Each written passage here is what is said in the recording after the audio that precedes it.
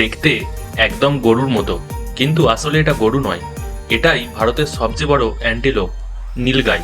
মূলত ভারত, নেপাল আর পাকিস্তানের কিছু অঞ্চলে দেখা যায়।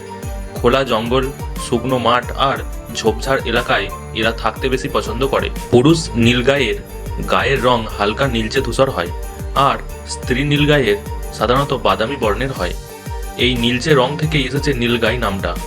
একটা পূর্ণবয়স্ক নীলগাইয়ের উচ্চতা প্রায় 5 ফুট পর্যন্ত হতে পারে, আর ওজন 200 কেজির কাছাকাছি পৌঁছে যায়।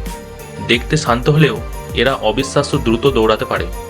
বিপদ টের পেলেই ঘন্টায় প্রায় 50 কিলোমিটার গতিতে ছুটে পালায়। এদের চোখ আর কান এতটাই তীক্ষ্ণ যে দূরের সামান্য নড়াচড়াও সহজে বুঝে ফেলে। সবচেয়ে অবাক করার বিষয় হলো, গরুর মতো দেখতে হলেও নীলগাই আসলে অ্যান্টিলপ পরিবারের প্রাণী, গরু নয়।